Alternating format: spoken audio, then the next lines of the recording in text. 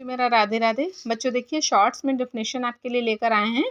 ठीक है, इसको ध्यान से पढ़िएगा। ये सब आपको छोटे मतलब जब आपके पास टाइम की कमी हो, आपके क्लासेस आने वाले हों, आपके एग्ज़ाम आने वाले हों, तो आप बड़े रूप में तो आप सबसे पहले प्रिपेयरिंग करते हैं, उसके बाद शॉर्ट्स में नोट्स को देखने के लिए ये सब जो आपको शॉर्ट डेफिनेशन बता रहे हैं बहुत ही आपके लिए हेल्पफुल हैं।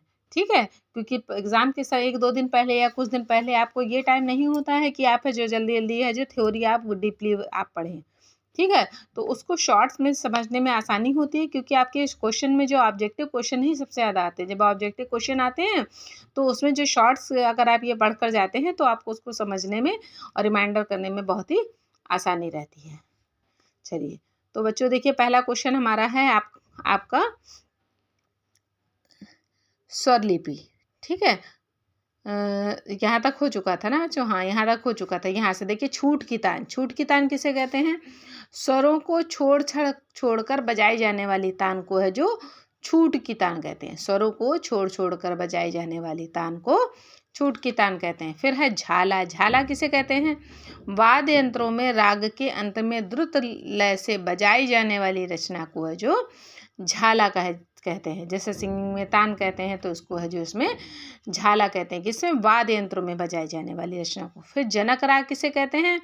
मूल राग को है जो जनक राग कहते हैं। ठीक, जो हमारा मूल राग है उसको जनक राग कहते हैं। और जन्य राग किसे कहते हैं?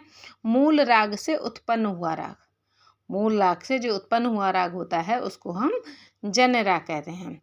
फिर आता है मिश्र राग। मिश्र राग किसे कहते हैं? 2 या 2 से अधिक रागों को मिलाकर बनाया गया जो राग होता है वो हमारा मिश्र राग होता है। ठीक, फिर है चिकारी। किसे कहते हैं?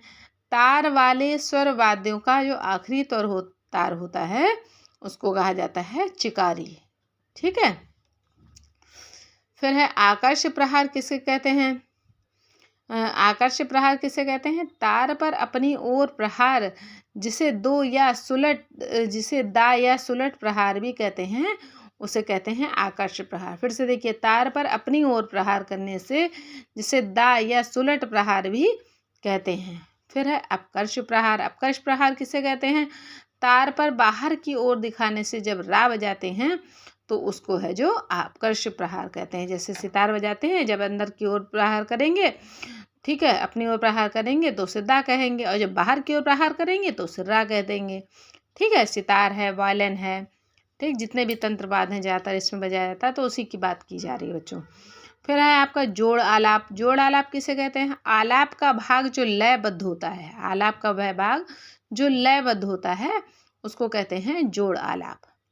फिर है तारपरन। तारपरन किसे कहते हैं? राग के वादी स्वरों को ध्यान में रखते हुए पखावज के परन पर आधारित जो समुदाय होता है उसको तारपरन कहते हैं। फिर से देखिएगा, राग के वादी स्वरों को ध्यान में रखते हुए पखावज के परन पर आधारित जो स्वर समुदाय होता है उसको तारपरन कहते हैं। Thank you.